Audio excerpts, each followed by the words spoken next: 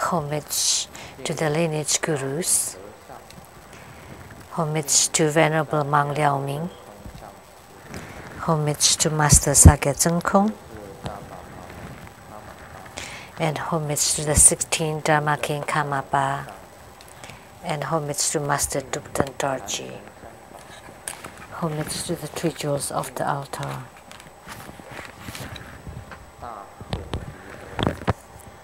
And homage to Mahachundi Buddha Mother. Sumu. All Dharma masters, Dharma educators, Dharma teachers, Dharma assistants, temple directors, all disciples present here and over the webcast. And our special guest today,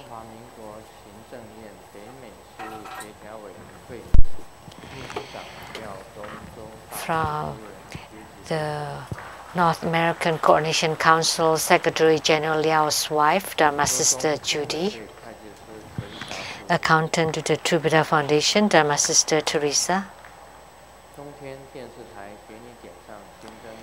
and from the CTI-TV Taiwan, the producers for the Geni Diansang Xingden, Dharma Sister Rebecca Shiyachi,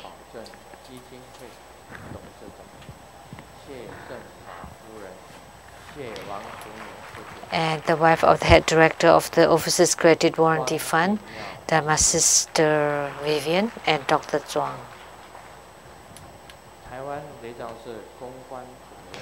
And the PR director of Taiwan Lizang Temple, Dharma Brother Wang, Fermi Wang.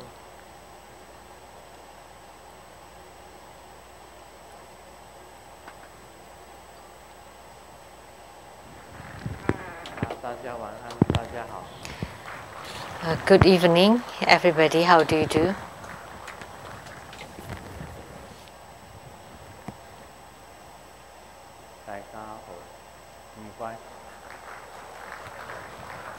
Cantonese.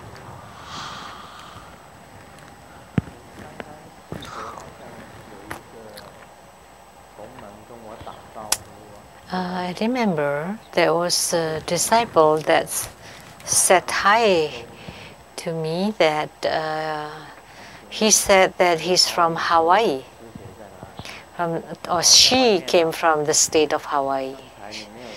She's outside. You didn't introduce yourself earlier. Is this your first time here? You haven't been here for a very long time, right? She came from Hawaii. So, aloha.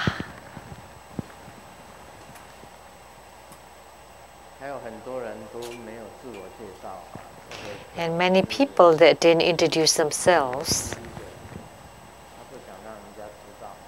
maybe they didn't want to be known. They want to remain mysterious. They come and go without being known. So they are very secretive. So we have many guests of honors seated among us here. Sometimes they don't want to be known, and they sometimes have good business, and maybe to be known would be a little bit dangerous.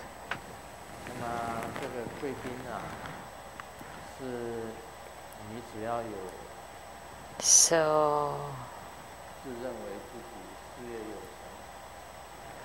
if you think that you're successful, or you're a big businessman, we welcome that you register yourself as a guest of honor. Or if you have a position in the company, you can become a special guest. We also have doctors here from Malaysia.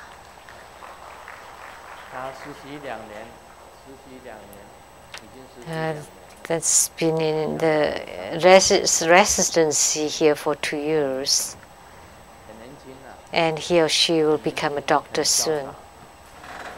He looks cool and looks very educated and with the glasses.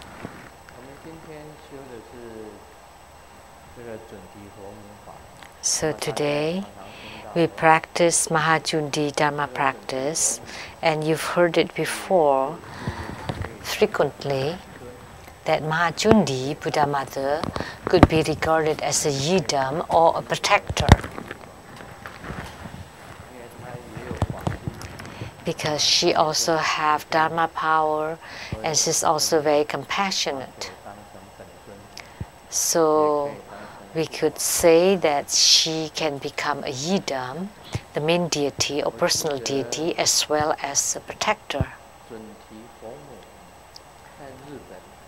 I remember in Japan, Mahajundi was very popular, and most Japanese highly revere Mahajundi Buddha Mother. She's also popular in Tibet, but not so. But in Japanese Tantrayana, Mahajundi is considered as a great deity. I remember in India,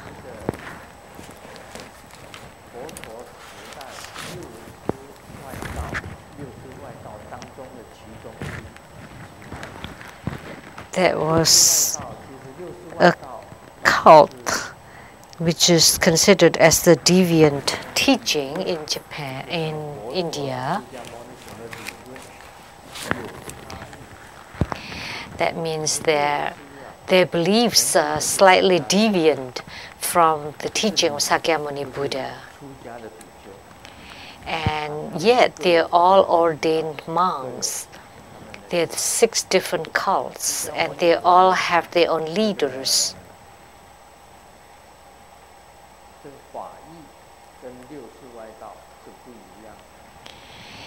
And the concept of Sakyamuni Buddha's teaching is different from these cults. But there's one that still exists till today, and it's called the Jina. Jina.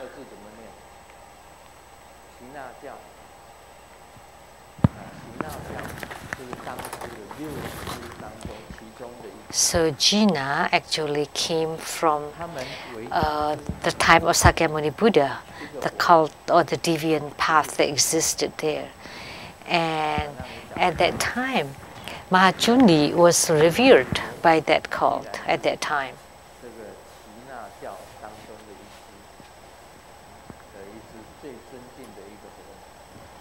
So maybe you didn't know that Mahajundi was highly revered in the Jina belief.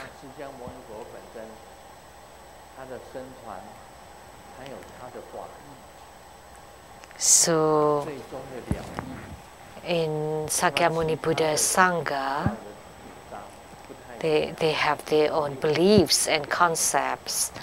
And these other 6 cults have different principles.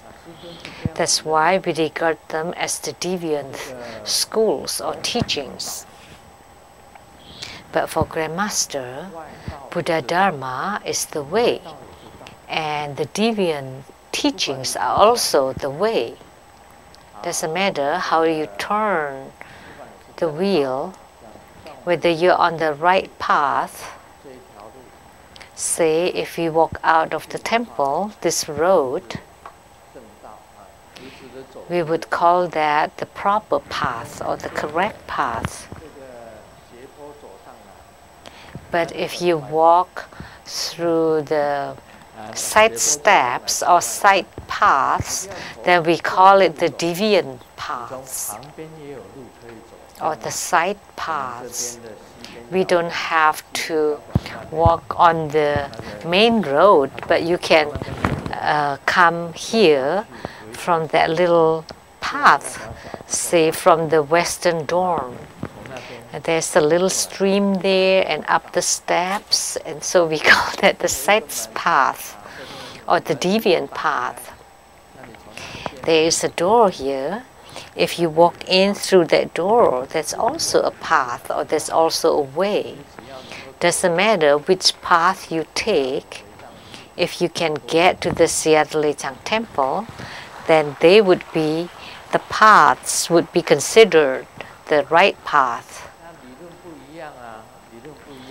So the principles are different about the proper path.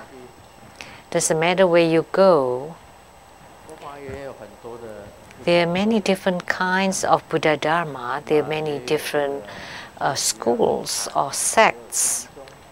And the main sects would be Zen Buddhism, or the Pure Land Buddhism, or the Tantric Buddhism, or the Precepts, the Ethics Buddhism, and the other 8 great schools, and then also 11 and 13 different sects.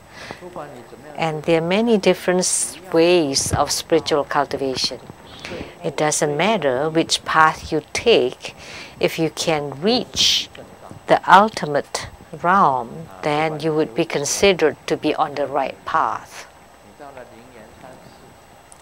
So if you go to the Lingyan San temple, then you study the Pure Land Buddhism.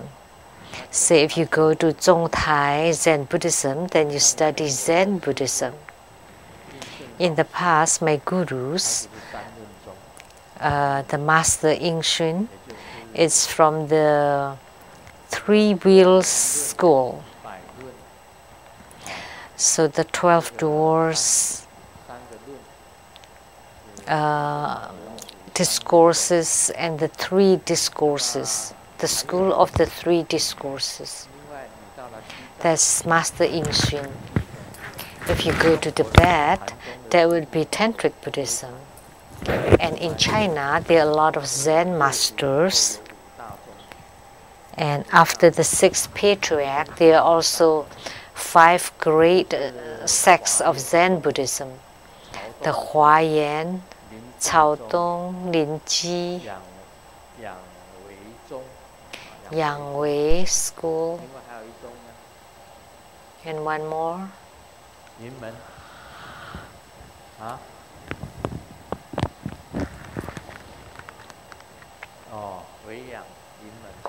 Wei Yang, and then Yinmen school.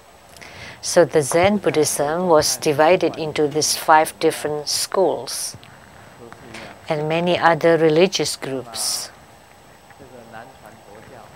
So the precept schools, so the Southern Asian Buddhism, that's Lun, Cheng Sizong, Tian Tai. There are many different sects of Buddhism. So which one is the right one? It's hard to say.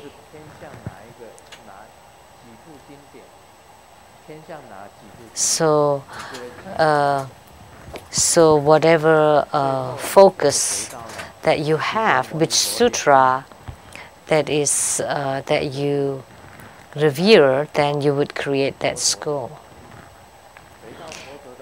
But if you return to the Dharma degree of Sakyamuni Buddha, then you would be considered on the right path. Otherwise, you would be on the side paths or deviant paths. But even the side paths are still paths.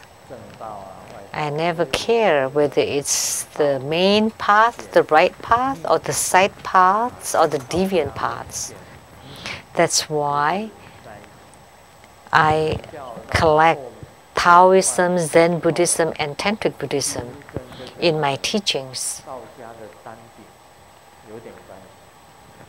So there are also correlations between Taoism and Tantric Buddhism. Like the Ta Wen Yang in Taoism is the same as the tumo or inner fire in Tantric Buddhism. They're actually the same. So the inner fire or the spiritual heat is the same as the great Wen Yang practice in Taoism. So between Taoism and Tantric Buddhism are related in the inner practices. They have the same goals, but the methods are similar with slight differences.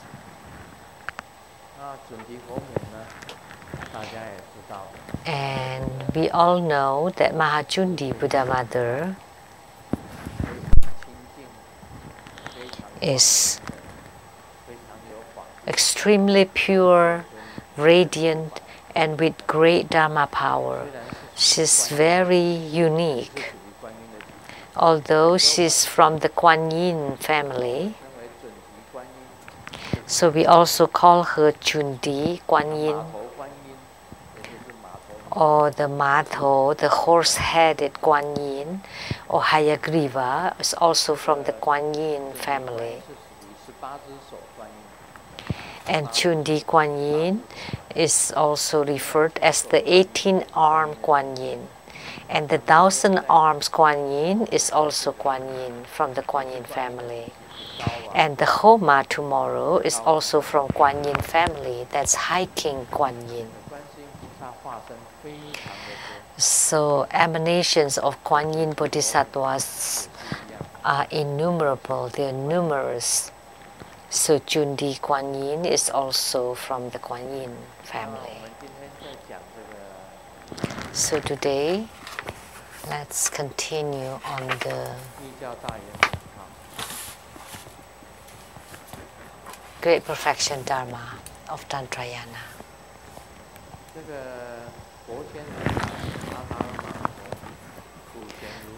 So Po-Shen Tathagata or Samantabhadra Tathagata or the Adi Buddha is the purest to the utmost. It's completely untainted. So what does this mean? Untainted or uncontaminated. So that means that he does not have any taints or contamination on him.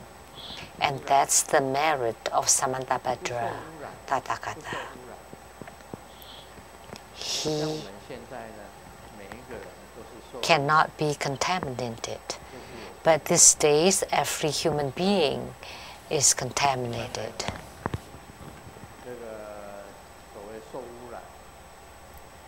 So we can also say the air pollution, water pollution, contamination in food, in other things, and also in the sun rays, and pollutants from the dust, from the germs. So on this earth, the great pickling pot, we are all contaminated. I've said this before, that the human world is like the kimchi pot or the pickling pot. You know the kimchi from Korea? You know, you take vegetables and then you put in all kinds of spices and colors and put them into the same pickling pot, and coming out from it, when you want to eat it, it would be of the same taste. There would be kimchi or pickles. So as a human being, we are like the pickle. We have gone through the pickling pot of the society, and every one of us is a pickle or kimchi. And in the ancient time, the hermits, that live deep into the mountains is to avoid themselves from the contaminants and the pollutants. But these days, every individual would receive contamination. And they have iPads or cell phones, like from the Apple. So if you see them, if you look at them, then you would be contaminated by them. Or if you watch a movie, then you would be contaminated or polluted by it.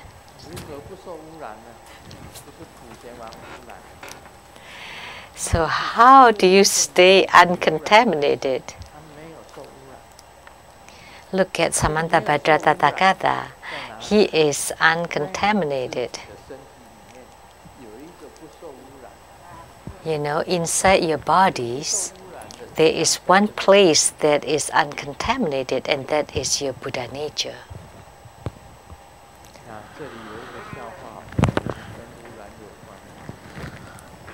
There's this joke that's related to the pollution or contamination.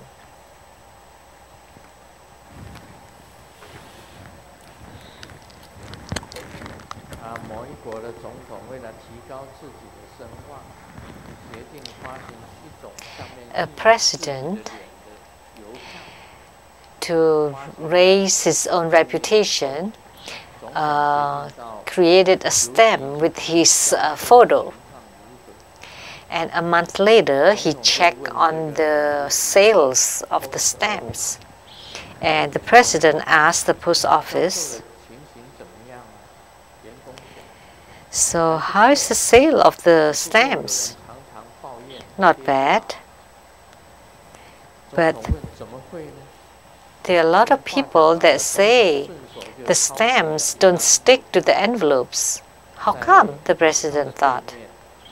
And then the president took a stamp and then used his tongue to lick at the back of the stamp. And then glue it on a piece of paper. See, it sticks.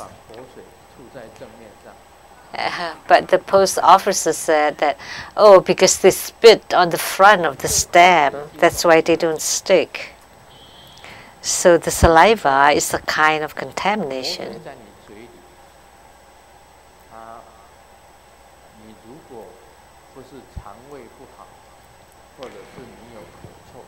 So unless you have mouth odor, and unless you have some ailments with your digestion, saliva is a pure thing. And in Tantrayana, saliva is very important. And because the saliva comes from the body chakra. So in the divine water practice, it relies on your own saliva. And if you know how to practice it and to swallow your own saliva, it would become divine water. This is very important. But if you spit your saliva, it would be infectious and it would have odor and it would be infected because it is contaminated.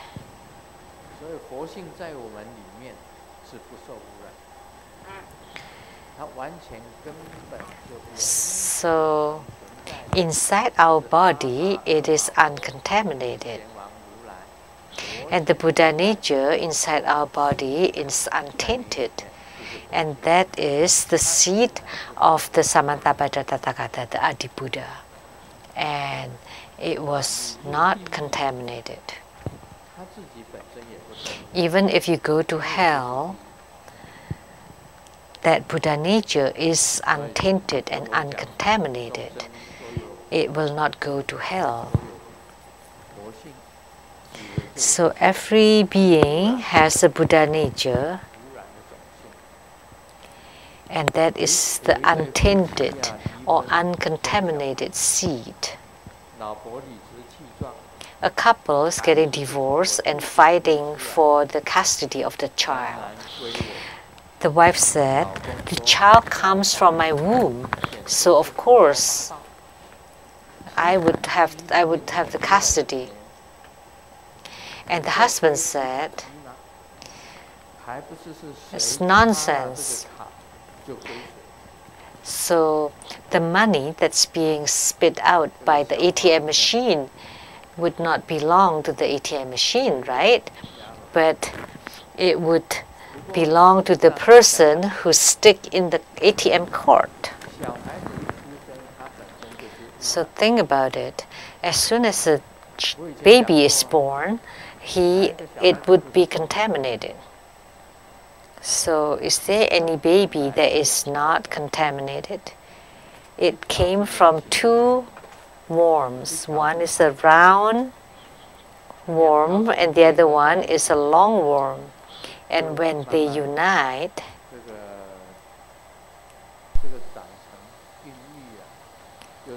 it starts to grow to become a baby.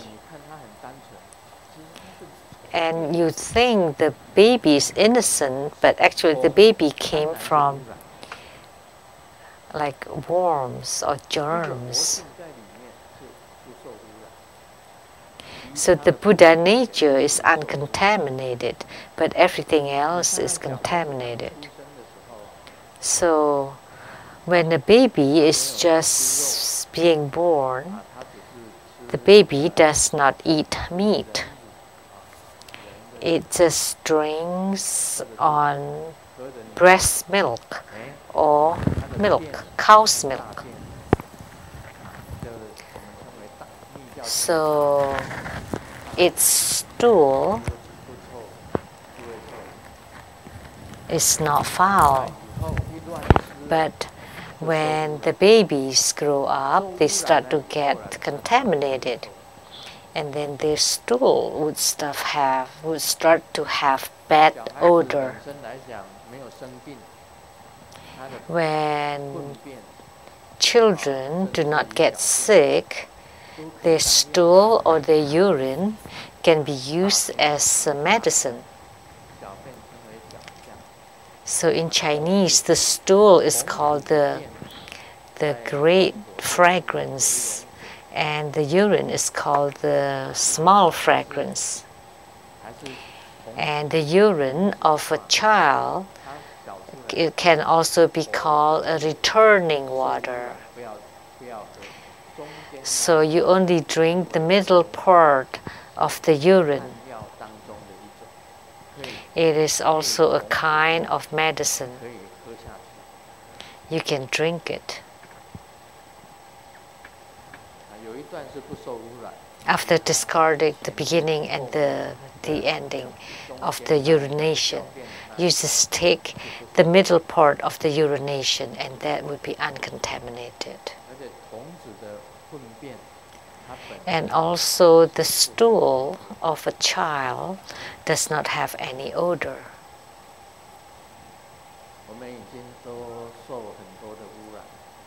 But we all have been contaminated a lot. But if you cultivate spiritually, then you would be different. You can smell them yourself. If you cultivate spiritually, then the stool and urine would truly be fragrant. That's why in Tantric Buddhism we call it the great fragrance and the small fragrance. If you don't cultivate spiritually, then they would both be foul, smelly odors. They would sting.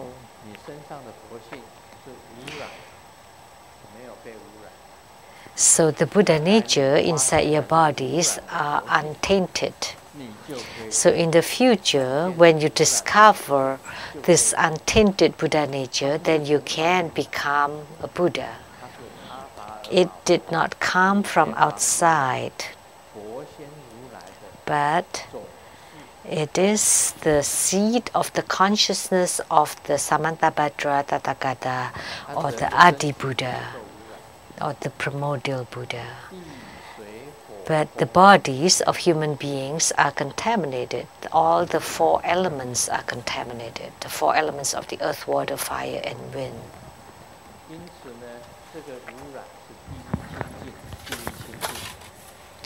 So, being untinted would be the purest to the utmost. Xiaohua was at the bus stop waiting for the bus, and she saw a kid eating half of a chocolate bar. And then Xiaohua said, "Hey kid, don't eat too much of the chocolate bar, you would get sick." And the kid replied, "My granddad lived to be 103. And Xiaohua asked, "Was it because he ate lots of chocolate?" "No, because he always minded his own business. He lived to be 103 because he always minded his own business." Doesn't matter what you eat, you have to eat just the right size. If you eat too much, then you would be contaminated. Look at our bodies. You don't get sick because your blood pressure is just right. Grandmaster's blood pressure is 119/75. That's normal. And the blood sugar, I tested every 3 months. It's within range.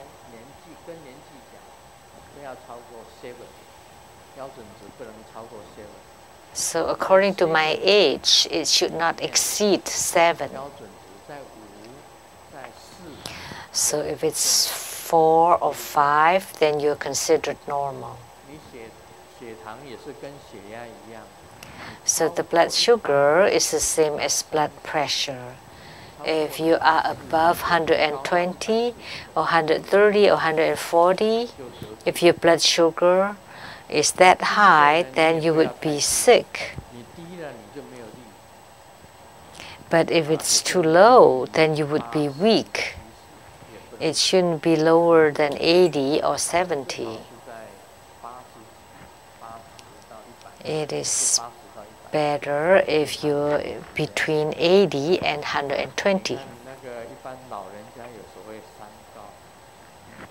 Most elderly would have 3 highs. High blood lipids. If you have too much lipids, that's also not good. You have to maintain it within the normal range. Then you would be called uncontaminated. If you're outside the range, then you would be contaminated.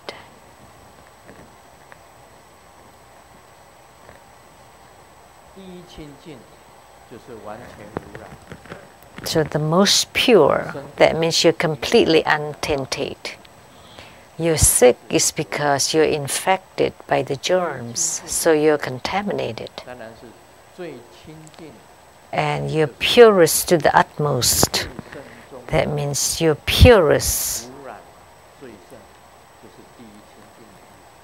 which means you're the purest to the utmost.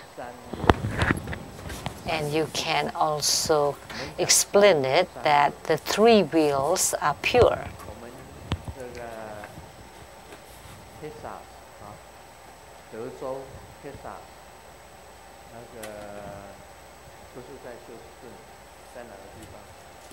So in Dallas, Texas, we have the 3-wheel Li-Zhang temple. I've been there twice or 3 times, long time ago. When I just came to Seattle, I visited Dallas once during that time. And we have a Li-Zhang temple there. They call it the Kalachakra Meditation Center. but in Chinese, the Sun Lun Lijiang Temple, built by Master Lian Zhen. It was a huge temple, and I call it the three-wheel Lijiang Temple. When Master Lian Zhen received this name, he said, "What? The car has 4 wheels. How come we only have 3 wheels?" But in Buddhism, the 3 wheels are intrinsically empty. So because of the 3 wheels, you become empty, empty nature or the Buddha nature. So the 3 wheels are pure. It's like this. Let me give you an example. When you give, there is the giver, the receiver, and the gift.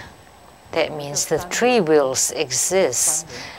But when the 3 wheels are empty, it means that the 3 wheels are pure. And that means the giver doesn't exist, the receiver doesn't exist, and the gift also doesn't exist. So that saying it this way is close to enlightenment. So once you gain enlightenment, you would comprehend the 3 wheels are pure or the 3 wheels are empty. That's why I named the Lijiang Temple in Dallas the 3-wheel Lijiang Temple. And Master Lian Zhen often said it's that there are 3 wheels. And that means the giver doesn't exist. There are no giver, no receiver, and no gift. And only then there would be merits. So the Lotus Light Charitable Society should be, the name should be changed to the Lotus Light No Charity Society. Why would we call it that way? Because then it would comply to the ultimate truth of Sakyamuni Buddha. So is there any merits anywhere? So if you have performed lots of charities, that would be like the ants moving the rice from this country to that country. Just think about it. How big of a merit would that be? It's minuscule, so minor.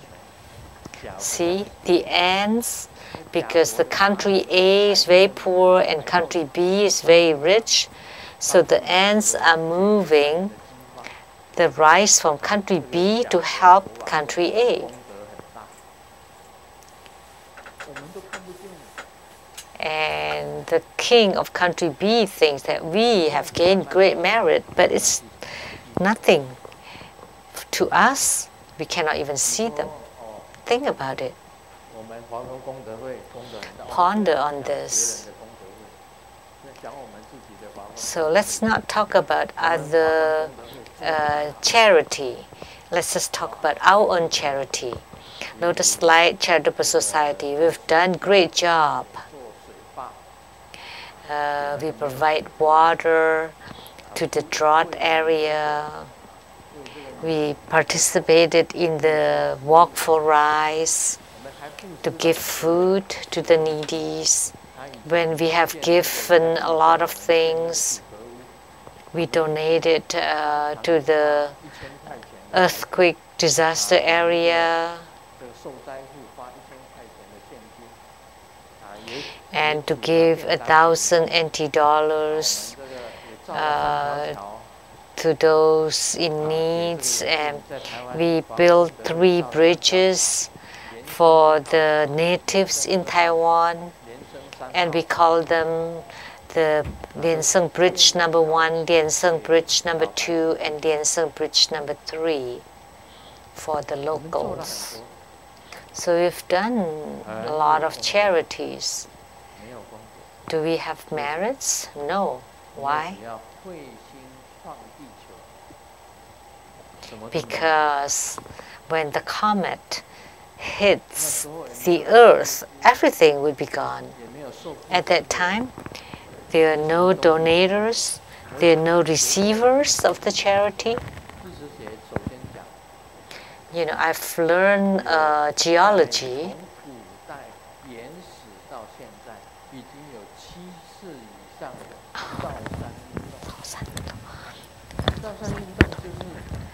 There, ever since the beginning of the earth, there have been 7.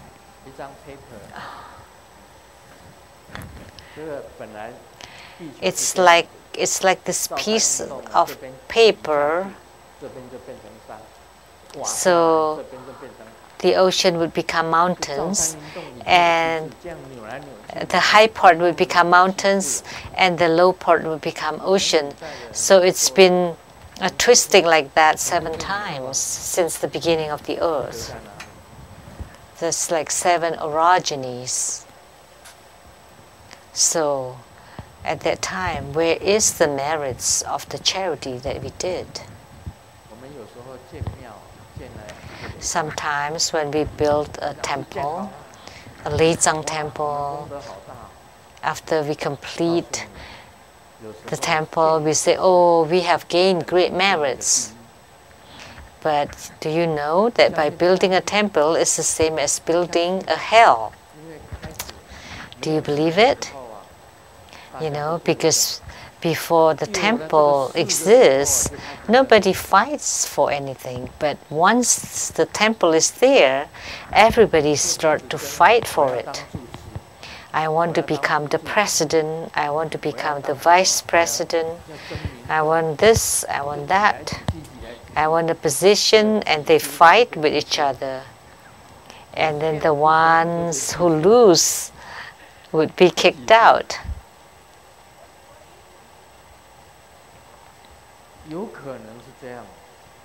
It's possible that that would happen. Is there merit in building a hospital? Great merit. After building a big hospital to help the sick, that's good. But after 100 years, the sick would die, the curer, the doctors, would die too, and the patients would also die, because all take turn. When you reach 100 years old, you all hang on the wall, and the doctors too will die, and they sometimes die even sooner. See, when you have an epidemic or the flu, I have a doctor friend that's called Yang Yichun. Yichun. And he is a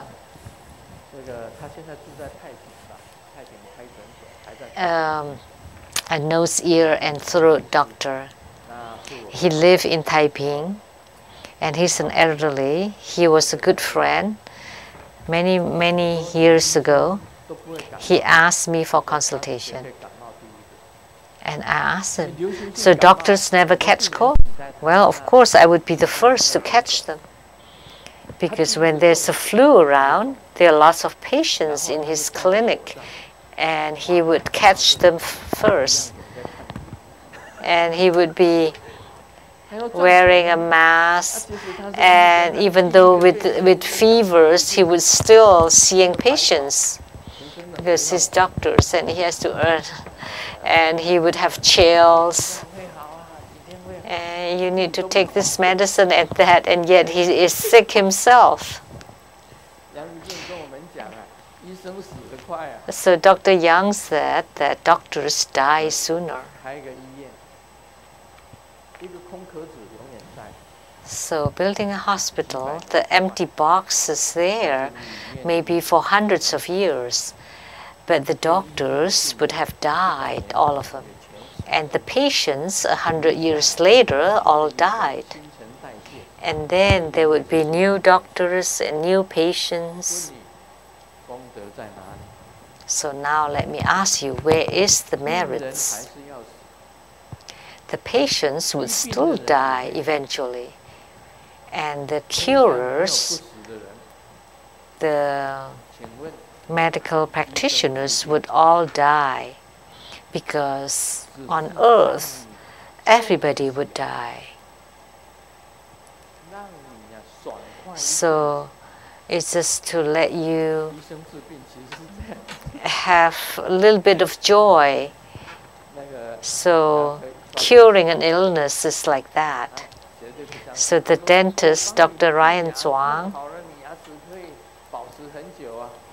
he would never believe that, I fixed your cavity, but would you still have another cavity? Of course. I've told you about a dermatologist in Taichung. What street was it?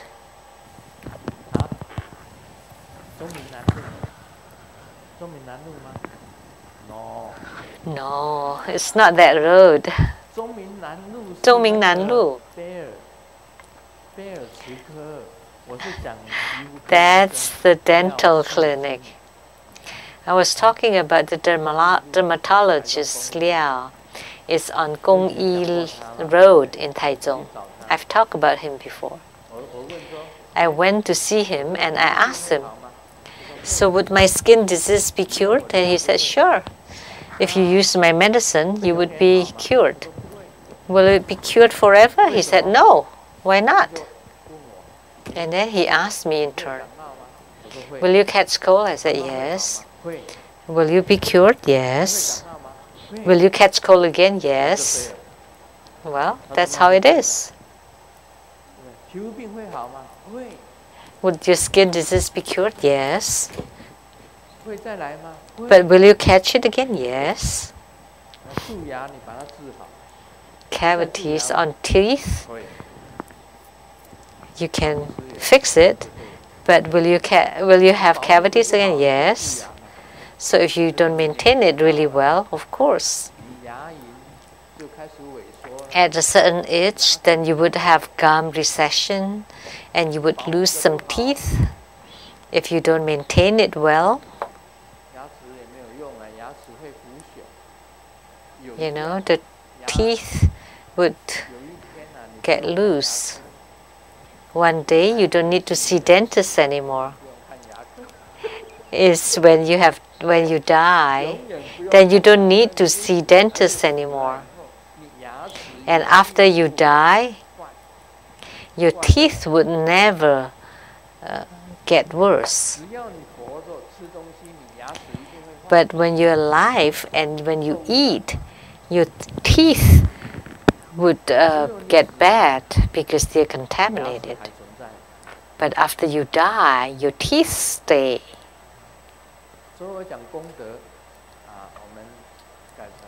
So talking about merits,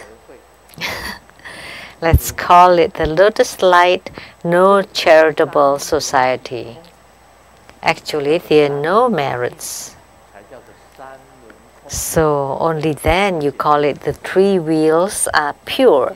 The three wheels are empty. So this is my clear explanation of it. So the ultimate truth of Sakyamuni Buddha is this: three wheels are intrinsically empty. If you can comprehend this, then you can gain enlightenment. But if you don't comprehend this, you would never gain enlightenment. Then, after you see the Buddha nature of your enlightenment, then all of a sudden you would be clear why there are no merits on earth. There are some people that feel great after they have done some good things. The merits are all mine. All merits of the credits are mine. But compared to a little comet that hit the earth, all of your merits would be gone.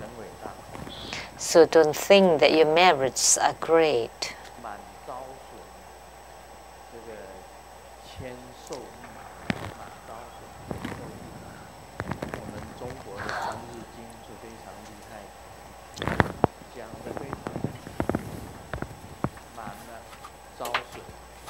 So the three-word sutra of China is really great. Is that when it's full, then it would start to diminish.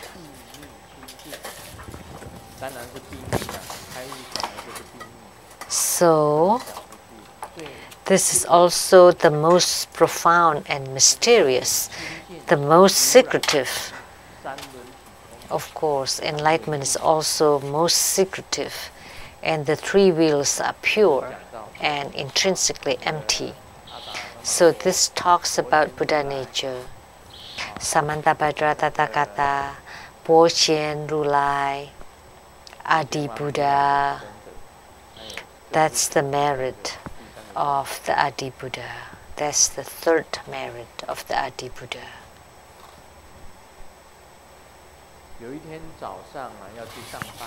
One morning before work, he opens the car door and he saw a note written by his wife. Hubby, you have to 加油 in Chinese also mean add the gas or to go, go, go. And she also draw a heart on the note. And he's really touched. And he said to himself, I would work really hard and earn a lot of money so you would have a good life. And 15 minutes later on the highway, the car stopped. The car was out of gas. So 加油 in Chinese literally mean to add gas, but also mean to give you encouragement. But please don't misunderstand that cars have 4 wheels, but we have the 3-wheel Lijiang temple. That's because of the 3 wheels are empty.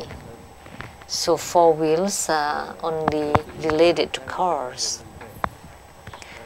So the misunderstanding of the husband, when the wife told him that the car is about to be out of gas and asked him to add gas, not to add gas to his spirit in his work. Oh, this is a very long joke.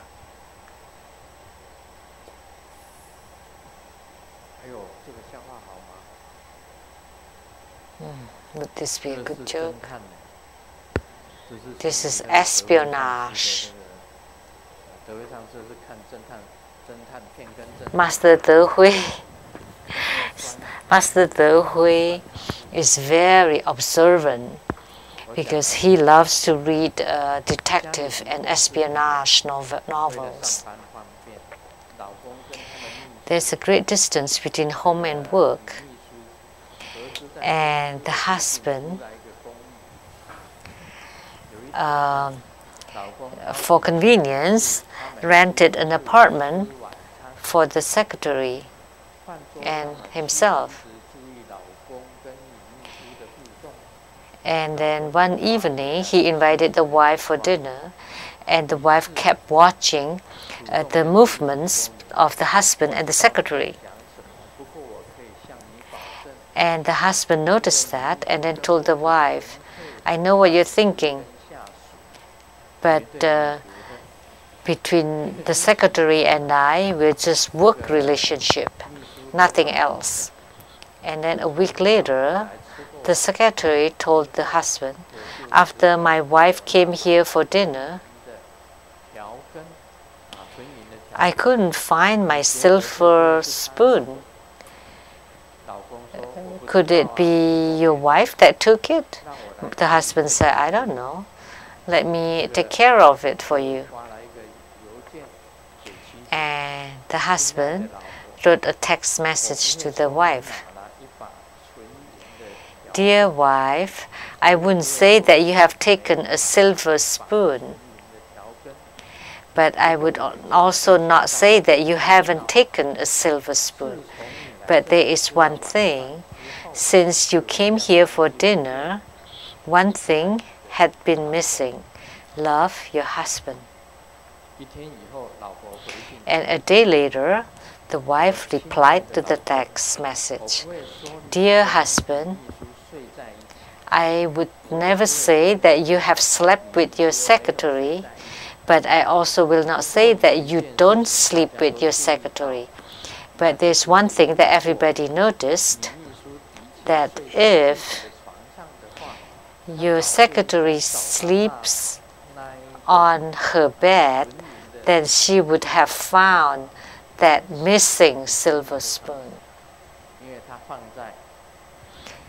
Because the wife had placed the silver spoon on the secretary's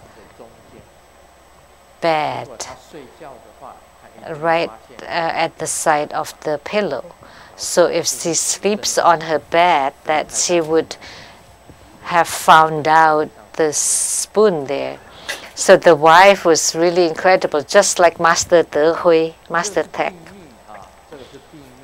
This is a secret. This test is secretive. In the past, when I test whether someone has entered into my room, it was a simple test. I'm also careful. When I was living in the dorm, I wanted to know if anyone has entered into my room. I would pick a strand of my hair, and my hair was long then, and I would use glue and would glue it between the frames of the door, between the door and the frame. But anyone opening the door at a certain height, that there would be a hair, a strand of hair. Because if anyone opened the door, the hair would fall to the floor. So as soon as I take a look at the hair, then I would know. I use glue to glue it on the door. And if the hair is on the floor, then I know that someone has opened the door. So I'm as smart as Master Tek Hui, Master De Hui. Has someone opened, say, like on your drawers, then you would know.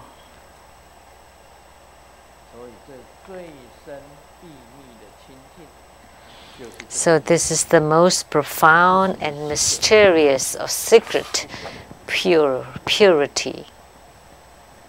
So it's a kind of secretive purity. Prior to enlightenment, it would be impossible for you to comprehend purity. Once you gain enlightenment, you would comprehend this purity. And this pureness is something that cannot be put into words. It is most profound.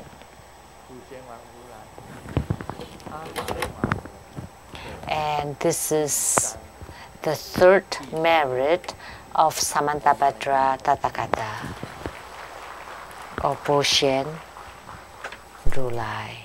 We are truly grateful to His Holiness Precious Dharma teaching. We have